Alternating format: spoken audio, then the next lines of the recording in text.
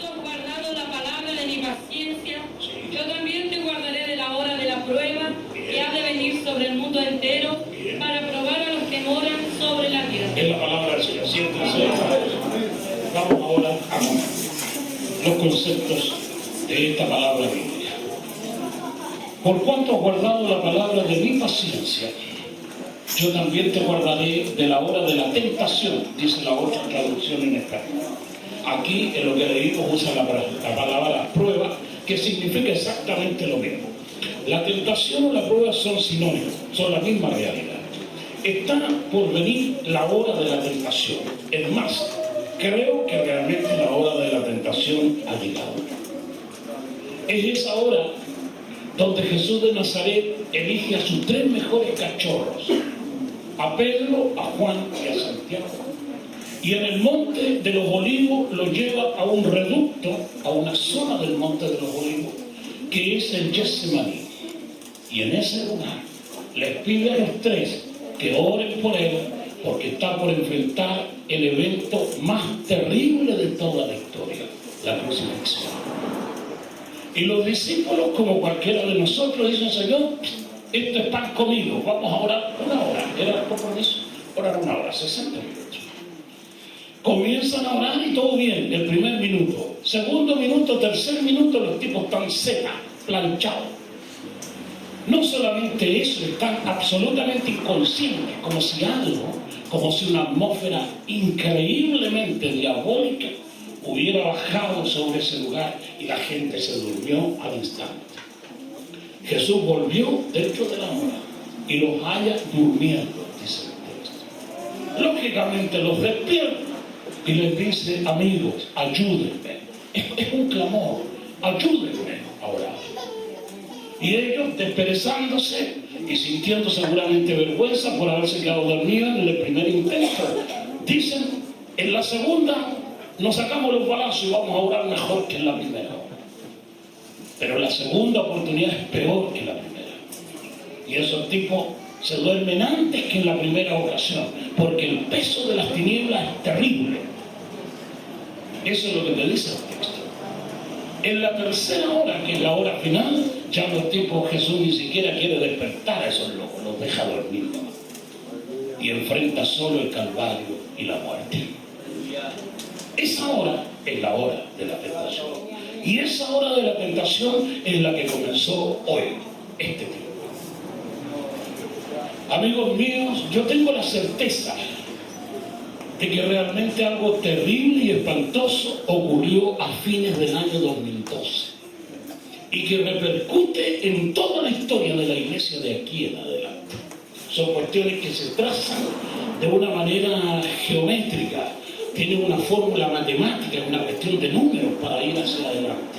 Y para predecir con toda certeza que esta cuestión tiene desemboca en una cuestión absolutamente trágica para la religión. Yo estuve predicando el día 12 del año 2012, porque es una fecha emblemática, en el centro de la ciudad de Santiago, en el Teatro Cariola. Justamente allí hay una iglesia de amigos que tienen la oportunidad de hacer sus reuniones en ese lugar céntrico. Y acordamos una reunión, a un día miércoles. Y tuvimos la oportunidad de presentar una palabra que recibí de parte del Señor. No creas que yo soy un iluminado, pero la verdad es que, como mucha gente, cada uno recibe alguna filtración del secreto divino. Yo con toda certeza sé que ese día era un evento preparatorio para cuestiones que iban a tener su desencadenamiento hacia el final del mes de diciembre. Era un día miércoles, y anunciamos que realmente iban a ser como en los días de Lot y como en los días de Noé, o al revés, los días de Noé y los días de Lot, que ustedes conocen perfectamente el pasaje. Eso fue el día miércoles 12, el día viernes 15, es decir, el día 15 también cae. Fuimos sorprendidos con una noticia que a la gente en todo el mundo le paralizó el corazón. Un tipo loco llamado Adam Lanza aparece en una escuela de una ciudad que se llama Newtown, en Estados Unidos de América, en la zona cerca el estado se llama Connecticut, cerca del área norte de Estados Unidos, cerca de Boston. y asesina a 20 niños en una escuela pública y mata a otras 6 personas antes de suicidarse él mismo cuando la policía lo acorrala. Una cuestión espantosa. Esos crímenes son crímenes rituales. Esas cuestiones no se producen porque el tipo se volvió loco, porque en alguna ocasión tuvo algún estado psicótico y que de eso deriva entonces el comportamiento que tiene. No, son crímenes rituales que te indican, igual que un holocausto, que hay un punto de comienzo de una realidad que tiene que mantenerse en el tiempo. Ese tipo de crímenes que conmueven al mundo, porque esa cuestión fue una conmoción a nivel planetario, hace que la gente empiece a tener situaciones de mucho terror. Y eso mismo te lleva a que la gente comience a pensar que eso mismo se puede repetir en cualquier lugar del mundo con cualquier tema, que asesina niños indefensos en una escuela pública. Ese evento fue decisivo en lo que vino después. Estaba vigente toda esta expectativa del 21 de diciembre del año 2012, que es un conjunto de eventos que se suponía podría llegar a pasar. Y muchos creían que realmente ese día sería un día caótico en la historia del mundo. Felizmente no pasó nada. Era el cumplimiento del final del calendario maya, una cuestión reintrincada en comenzar a decírselo a la gente, aparte que hubo mucha información que se difundió y no es del caso empezar a hablar acá de los detalles del tema. Sin embargo, ese 21 de diciembre creó una situación de miedo en la gente. A lo mejor si yo le pregunto hoy a la gente evangélica, ¿vos tuviste miedo? Todos los tipos dicen, no, yo confío en Dios. Pero a lo que yo sé, los tipos también tenían miedo. Ahora les pregunto a ustedes, son todos valientes aquí. Después del 21 de diciembre somos todos valientes. Ustedes me preguntan a mí, yo estoy igual que ustedes. Porque la verdad es que era una situación crítica. Y si hubiera pasado algo,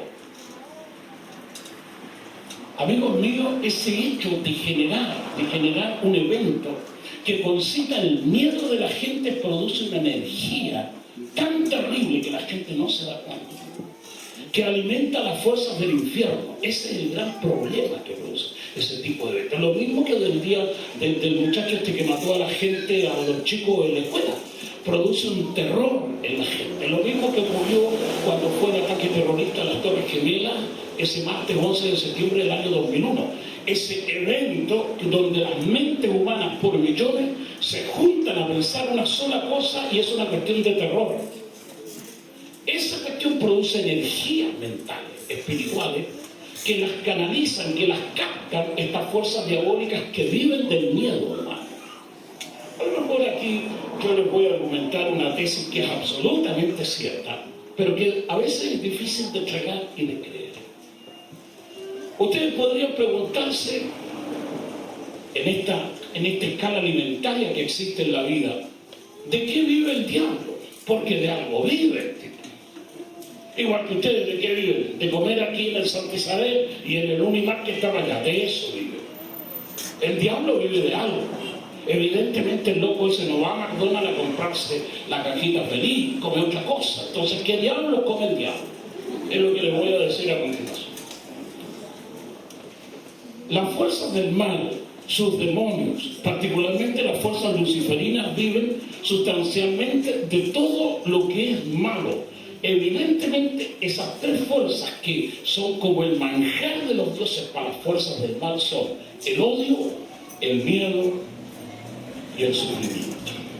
En cualquier lugar donde emerja el miedo, el odio y el dolor, ese es el banquete del diablo. Por eso cuando la gente de iglesia tiene sufrimiento, los tipos experimentan miedo o viven en el odio, están alimentando las fuerzas del mal. Y por eso es que la Biblia insiste tanto en que la gente de iglesia nunca viva ninguna de esas 3 experiencias, ni sufrimiento, ni odio, ni tengan en su corazón ningún tipo de experiencia con respecto a esta cuestión de experimentar el miedo. Por eso lo primero que escuchan los pastores en la ciudad de Belén cuando nace el Hijo de Dios es la palabra tremenda, no temáis. Es lo primero que Dios le dice a la gente. No tengan miedo, porque el miedo es una patología, es una reacción completamente humana, pero que solamente alimenta las fuerzas del mal. Cuando Jesús resucita, lo primero que les dice es lo mismo: no tengan miedo. Y Jesús lo reafirma en ese discurso tremendo antes de ascender a la eternidad. No tengan miedo, yo he vencido al mundo. Esa palabra tremenda que te hace sentir confianza en que el Hijo de Dios deshace todos los miedos. Amén. Y Jesús lo dice: el diablo vino a tres cosas: a hurtar, a matar y a destruir. Es decir, a producir dolor en grado extremo. Porque el tipo vive del sufrimiento. Sin embargo, uno abre la palabra de Dios y encuentra en el libro de los profetas y la reafirmación en el Evangelio: Jesús llevó nuestros dolores, llevó nuestras enfermedades, sufrió nuestros dolores, y por el castigo que Él experimentó, nosotros alcanzamos la paz, y por su llaga fuimos nosotros curados. Amén. Esa es la libertad del Evangelio. Por lo tanto, la gente que vive en Cristo debe eliminar el sufrimiento. Esa cuestión tiene que erradicarse de la vida de la gente. Y tú te das cuenta que hay un montón de gente que vive en estado de sufrimiento. Esa cuestión tienes que sacarla. El tipo debe ser inmensamente feliz, no tiene por qué sufrir, salvo que Dios lo esté preparando en el sufrimiento para una tarea de expectativas mucho mayores que las que vive. Pero tendríamos que diferenciar esos matices que tiene el sufrimiento cuando lo aplica Dios y cuando lo aplica el diablo. Está el castigo y está la disciplina. Dios disciplina y aplica dolor con una finalidad de corregir las anomalías del comportamiento. Pero el diablo no tiene ningún interés en que la gente se corrija. El diablo mata, destruye. Cuando tiene esto que se llama la permisibilidad, la capacidad y el permiso de producir dolor, el tipo arrasa con todo.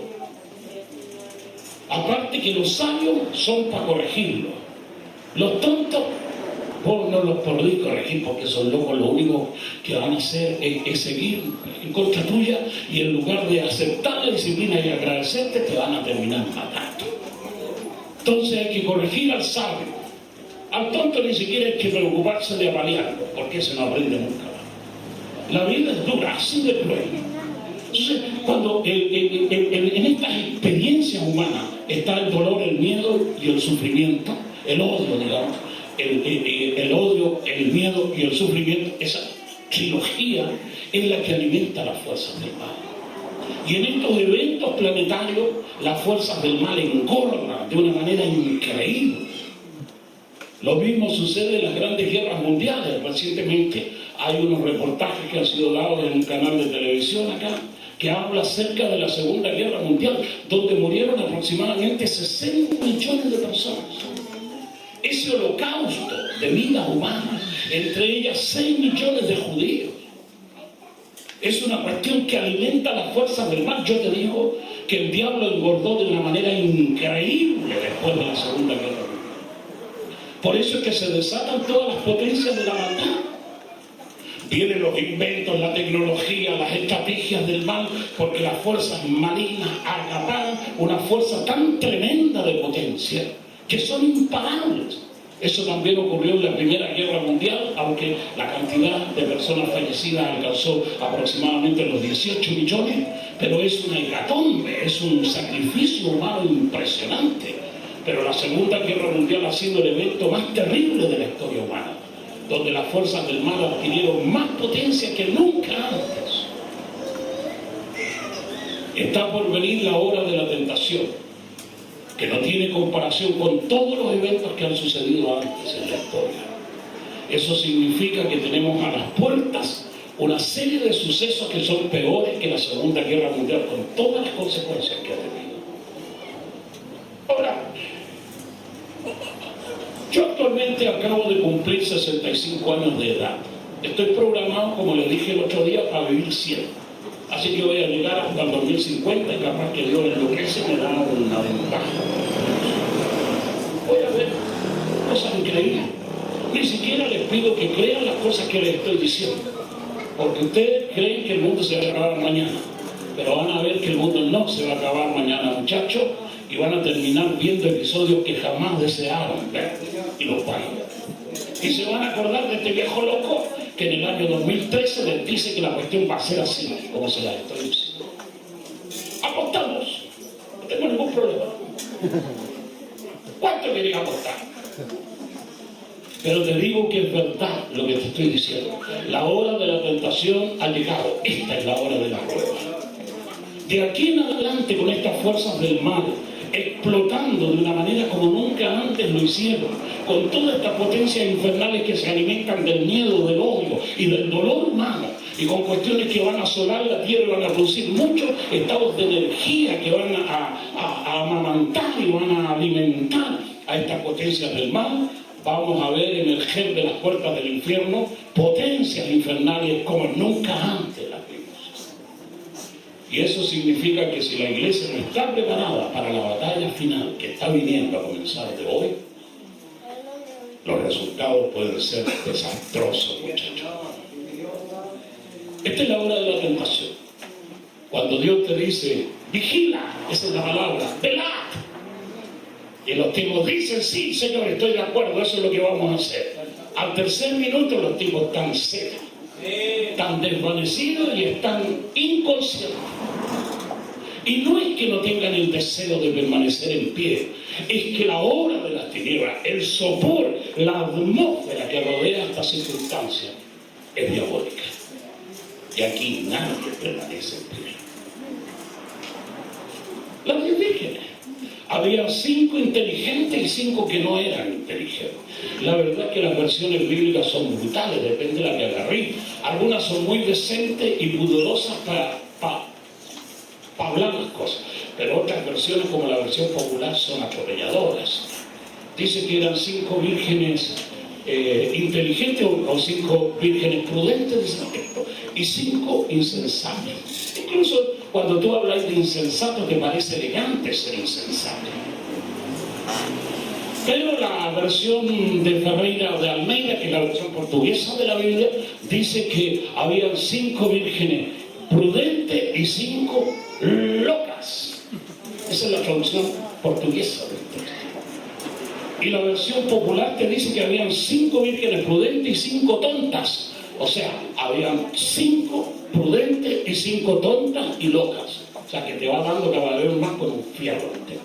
Me gustan esos textos brutales, porque no se andan con vueltas para decirte la verdad. Este es el tiempo. Y lo más interesante del texto es que dice que todas en un momento se durmieron.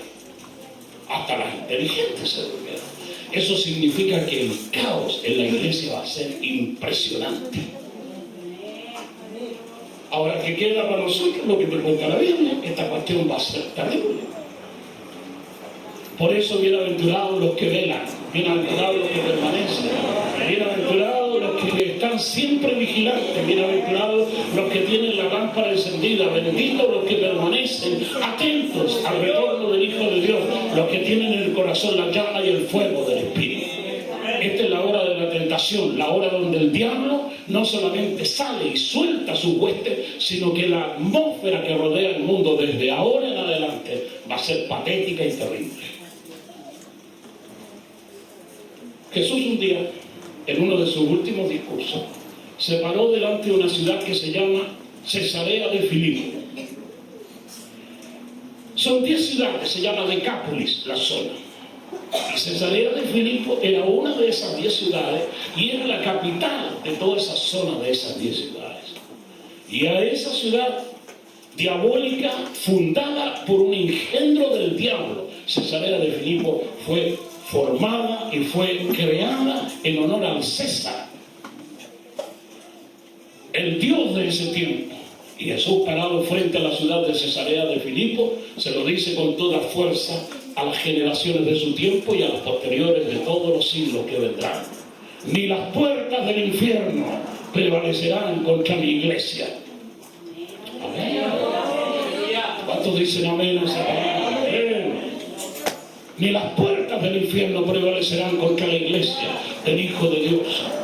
Eso significa que las puertas del infierno en algún momento se van a abrir. Hay 10 puertas en todo el mundo que son 10 puertas del infierno. Son puertas físicas, no crean que son cuestiones que me imagino, son puertas físicas. Son lugares de acceso al inframundo, a estas fuerzas del mal que lo controlan todo. La Biblia dice con absoluta certeza que el mundo entero está bajo el poder del maligno. Esa cuestión tú podés verla en la carta del evangelista Juan. De tal manera que esta cosa no la controla Dios, sino que le ha sido dado este sistema de cosas, estas fuerzas del mal. Y los tipos la controlan todos. Hay 10 puertas del infierno localizadas en distintos puntos geográficos del mundo. No es cuestión de que ubiquemos la puerta geográfica en una coordenada para ver en Google a dónde está el diablo asomando los cuernos. No.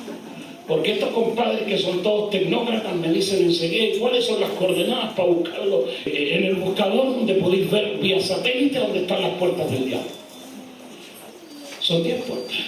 Como las 10 ciudades de Decápolis, frente a quien, a esa zona Jesús de Nazaret pronuncia su tremendo discurso. Y las puertas del infierno prevalecerán contra la iglesia.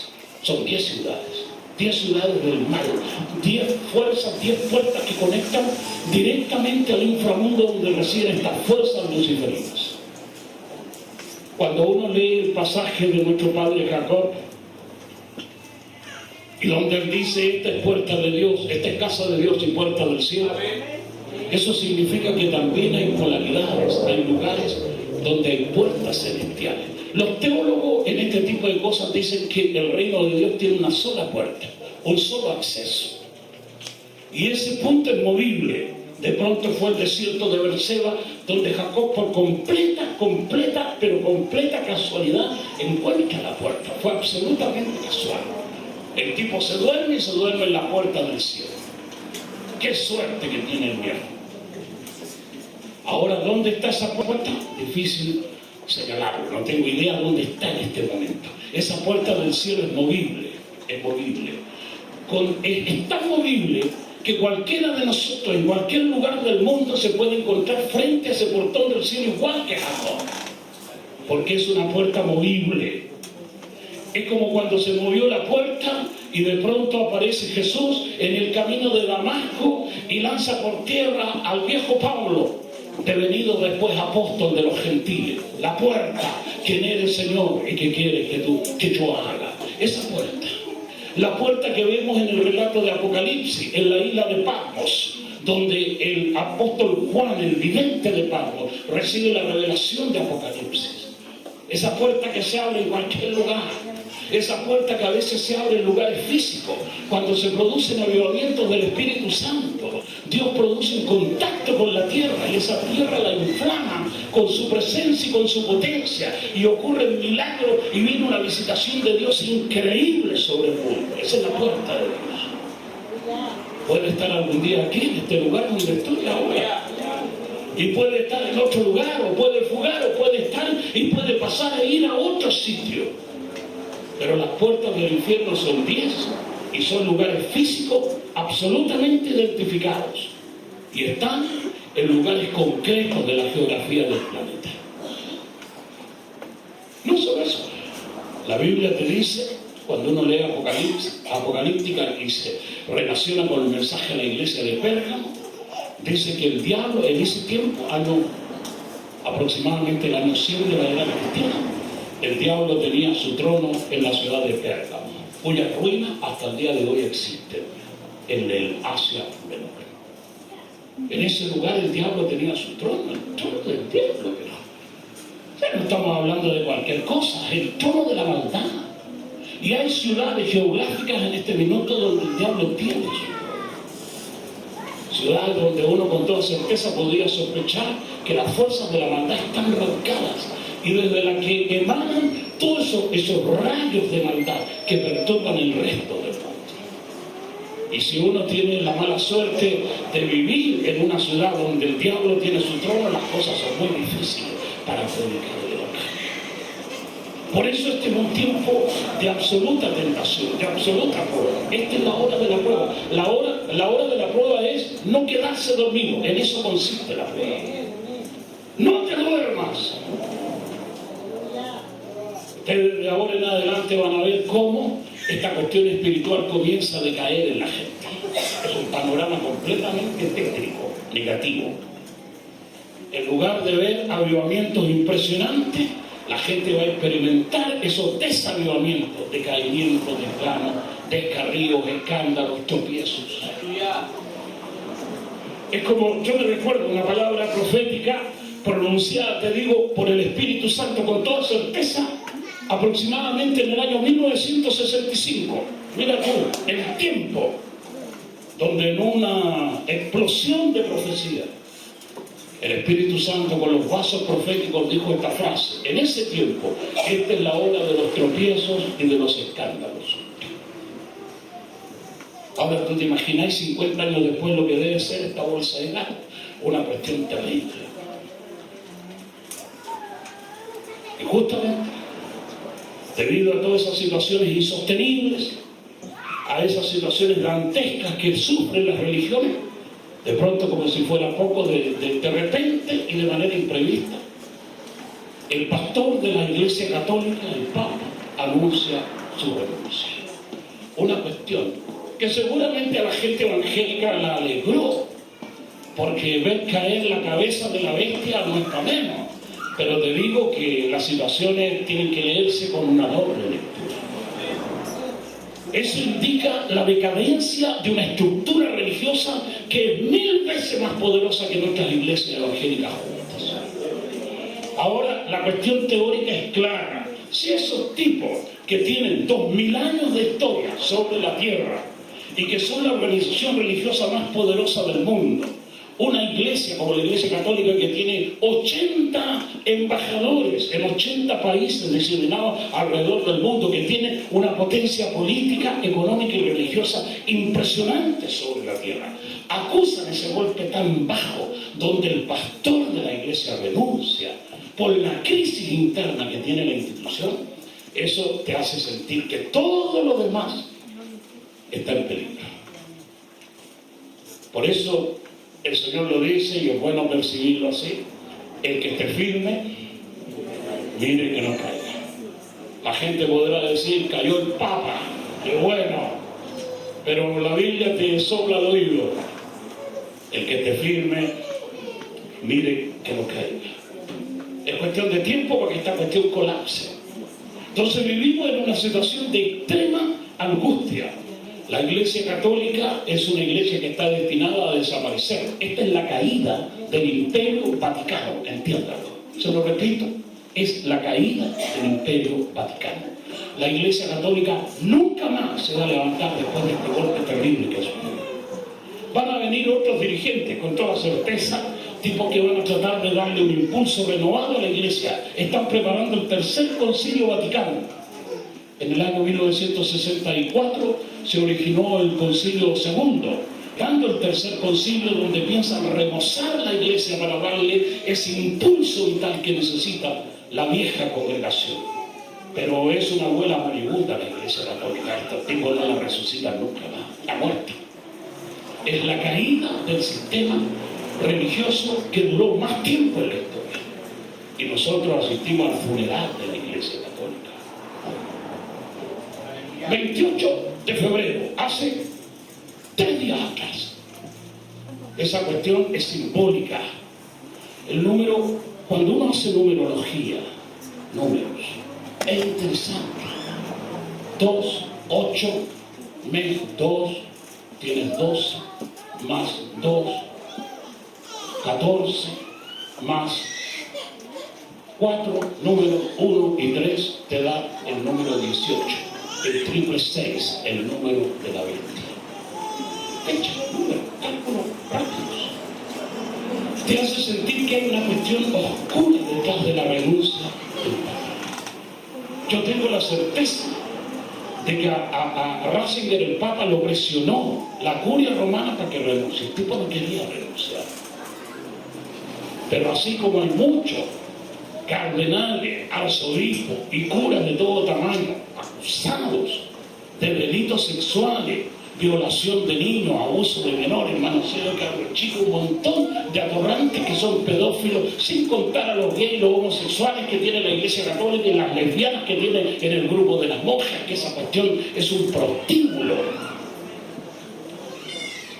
Con toda certeza, Ratzinger tenía en el armario, en el closet de su vida, varios cadáveres de ese tipo. Y una de las cosas que estaba por soltarse era la historia sexual del Papa. Y los tipos lo presionaron para que el loco dejara el pontificado antes de que esas publicidades se dieran a la luz.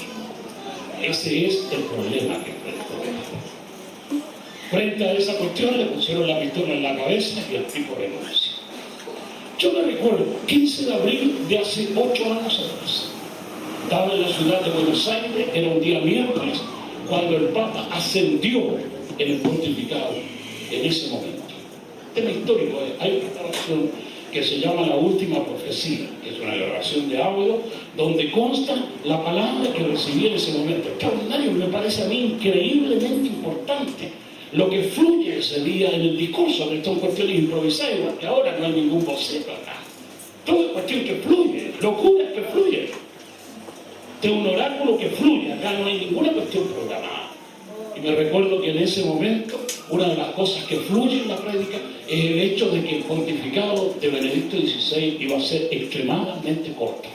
No sabíamos si lo iban a matar, era una probabilidad. No sabíamos si iba a morir de viejo, que era otra probabilidad. Pero lo que nunca sospechamos era que el tipo iba a renunciar. Y eso es lo que pasó hoy.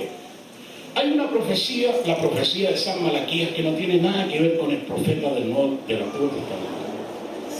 Pero es un oráculo tremendamente interesante, donde se dice que van a haber 111 papas, contados de más o menos el año 1500 en adelante, donde fluye la profecía de San Malaquías, que es un oráculo así de las líneas de Nostradamus, para darte una idea. Es una profecía completamente mundana, pero que ha tenido un cumplimiento exacto en toda la historia del papado a contar de ese tiempo. 111 papas. El número 111 es Benedicto XVI, que ahora renuncia. El oráculo de San Malaquías dice que el papa que venga se va a llamar Pedro el Romano, Papa 112. Nunca ha habido un papa que tiene ese nombre, nunca nadie se llamó Pedro. Tú sabes que ahora hay Pablo VI, Juan XXIII, Juan Pablo II. Siempre los papas agarran un nombre de algún apóstol o de algún benemérito papa anterior y le ponen un número más para agregar la cuestión de los números romanos a su pontificado. Nunca ha habido un papa que se llame Pedro después de Pedro. Pero va a venir Pedro el Romano, que es este papa que van a elegir ahora antes del 15 de marzo.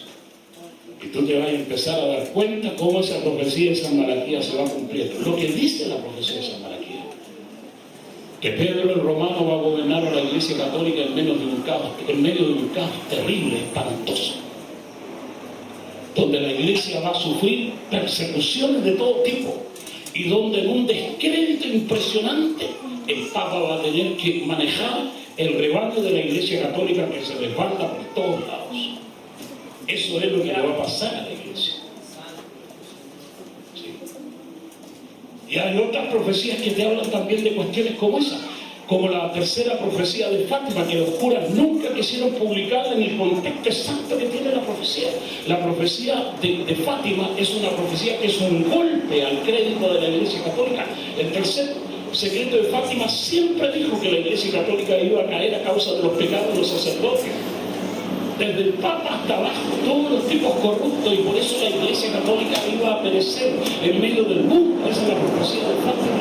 Y nunca quisieron publicarla, porque es un elemento negativo para la Iglesia Católica.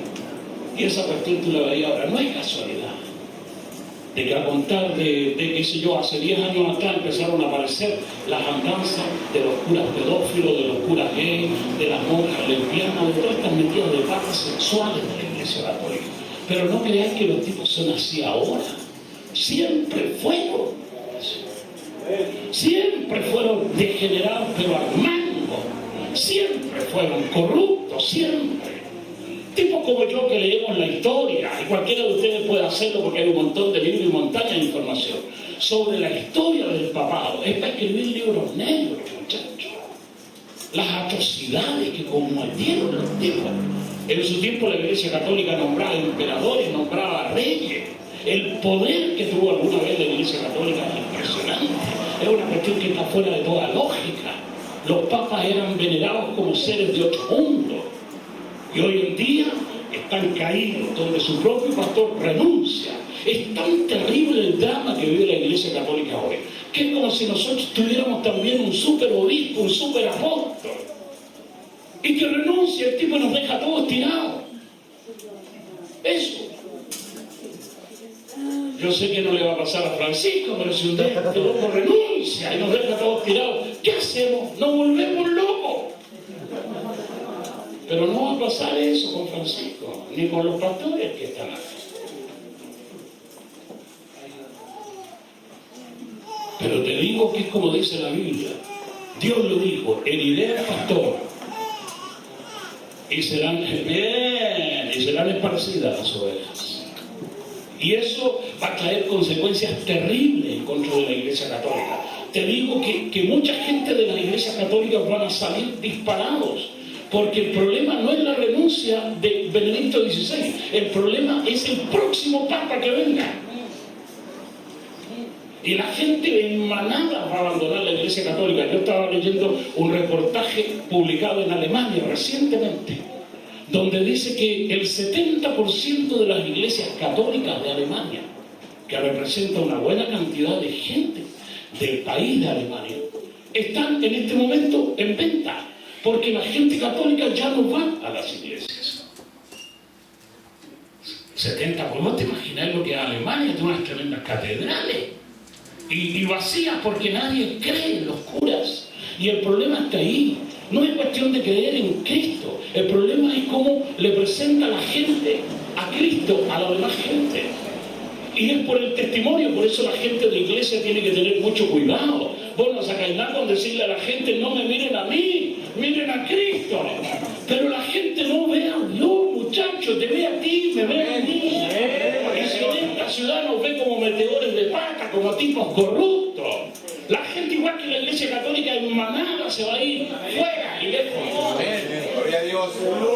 Por eso la advertencia no es solo para el cura, es para el pastor, es para el líder, para el apóstol, para el predicador. Este es un tiempo de sombra. Aquí cualquiera puede meter las patas en cualquier momento. Aquí de aquí en adelante hasta los más grandes árboles pueden ser hechos leña y caer estrepitosamente al suelo en la hora de la tentación. Terrible, la siento aquí en el alma, sí. Sé que estoy certero de lo que les estoy diciendo. Es la hora de la tentación. La hora terrible, la que nunca quisimos que haya llegado y ha venido frente a nuestros ojos. Episodios que te van diciendo, muchacho, acércate a Dios, ama a Cristo, sirve al Señor, búscalo en verdad, deja las máscaras, deja los antifaces, esa cuestión de la hipocresía, esa cuestión de hacer figuritas, de hacer auténtico, lo legítimo, a lo verdadero, hay que volver a Cristo. Oh, me gusta la palabra. Por cuanto has guardado la palabra de mi paciencia, yo también te guardaré de la hora de la tentación, que ha venido para probar a todos los que moran en la tierra. Aquí no se escapa nadie, la hora de la tentación es para todos. Todos. Y cuando es todo en la iglesia también. Aquí nadie se escapa, la hora de la tentación es una hora generalizada. Y aquí se va a ver quiénes quieren en esta bolsa de gatos. Por eso, muchachos, yo que soy un viejo predicador, que vivo toda la vida al servicio de Cristo. No es que haya visto todo, pero he visto bastante. Tú te das cuenta que no basta con las expresiones, con los buenos deseos. La gente a veces está llena de buenas intenciones, pero las buenas intenciones no bastan. Es como cantábamos hace un tiempo y seguramente ustedes saben cantarlo. No basta solo con soñar, no basta solo con desear hacer, no es suficiente solo, es necesario morir. El tipo tiene que convertirse. Cristo debe ser en tu vida no solo lo primero y lo último, debe ser lo único. Cuando somos capaces de llevar a la gente a ese paroxismo de la fe, a esa cuestión límite que raya con la locura, Entonces, cuando tenemos gente que sabemos que no van a volver atrás, tipos que tengan la certeza de que no van a deshonrar el nombre de Cristo, personas que no tienen reversa, que no marchan para atrás, tipos que siempre irán adelante, personas que nunca volverán a Egipto ni al mundo. Me gusta esa gente, esos tipos que tienen lo que siempre hablo, la certeza del no retorno. Gloria a Dios. Siempre le explico a la gente esa tesis, y seguramente la he predicado con ustedes, pero se las hablo de vuelta. Cuando los aviones vuelan entre el aeropuerto de Río de Janeiro y de Sao Paulo también, porque hacen el viaje intercontinental, al aeropuerto de Londres, Heathrow, hay un momento donde el piloto ha cargado toda la potencia, la capacidad de los estanques de combustible del avión. Llega un momento en que sabe que no puede volver hacia Brasil, hacia atrás, porque ha cruzado lo que se llama ese límite del punto de no retorno, y la única posibilidad, la única que tiene, es llegar al aeropuerto de Londres, que no puede volverse atrás, y que lo único que puede hacer para mantenerse vivo él y los pasajeros es aterrizar la aeronave en el aeropuerto de Londres. Cuando tú eres un tipo que sigue a Cristo, en tu vida tiene que haber esa certeza, el punto de no retorno. Gloria a Dios. Ustedes tienen que tener esa certeza, Gloria a Dios. tenerla en el alma, y no es cuestión que te diga este o aquel, no, tiene que ser una convicción interna, aquí, Gloria a Dios. que te dé la certeza que nunca vas a abandonar a Dios, que nunca te vas a descarriar, que nunca vas a dejar a Cristo, que jamás volverás atrás, que en algún momento se da ese milagro en el alma.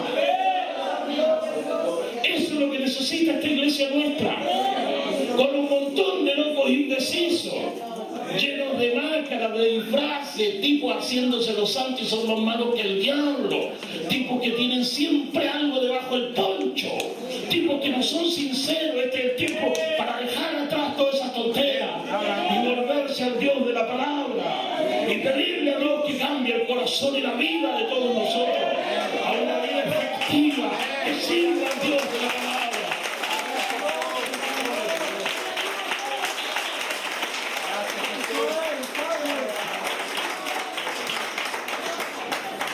Amigos míos, yo siento que algo Dios va a hacer en este instante. Algo en muchos corazones, y en mi corazón también. Necesitamos volvernos a Cristo. Nuestro corazón, dejar la parodia. Estos días son terribles, espantosos. Las fuerzas del infierno se han abierto como nunca antes. Al diablo lo vamos a ver caminando en persona por las calles del mundo. La gente se va a enloquecer, los tipos se van a degenerar mucho más que antes. Así como el loco el Adam Lanza, que mató a una cantidad de muchachos indefensos en una escuela pública, eso lo vamos a ver multiplicado. La maldad es exponencial, esa cuestión crece de manera geométrica en todas partes, se expande a una velocidad impresionante la maldad. En la ciudad de Caracas el año pasado fueron asesinadas en las calles de Caracas. En las calles de una sola ciudad de Venezuela, la capital de Venezuela, donde gobierna don Hugo Chávez.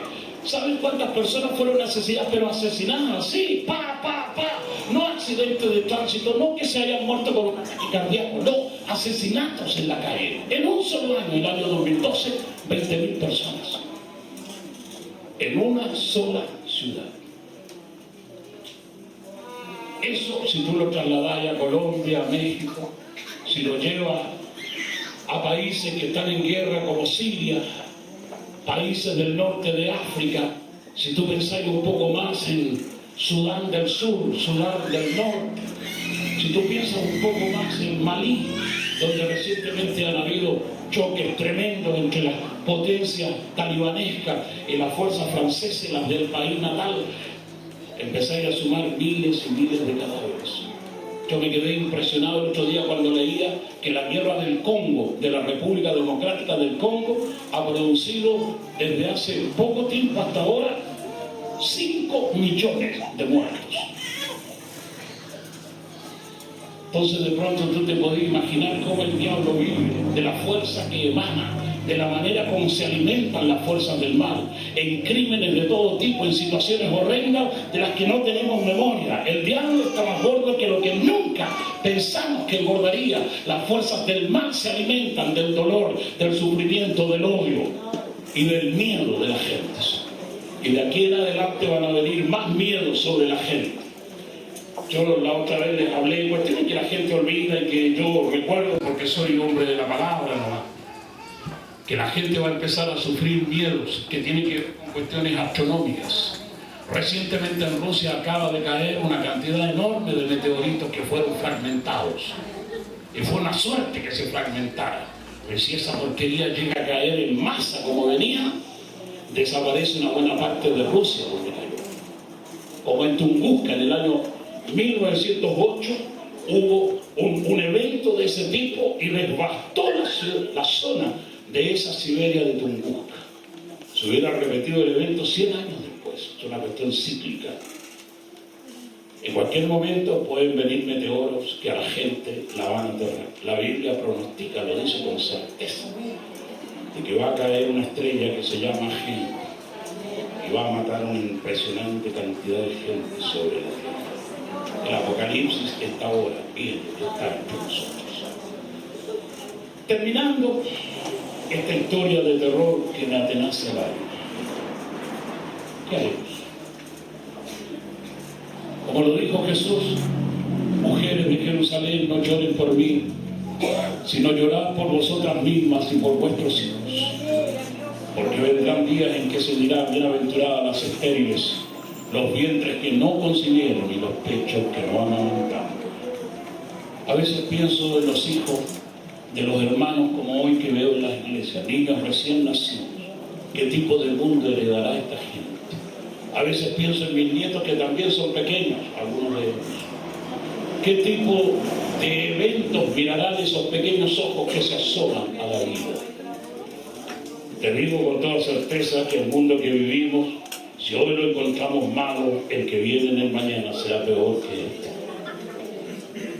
Por eso la iglesia tiene que acercarse a Cristo. Aquí no hay ninguna otra escapatoria.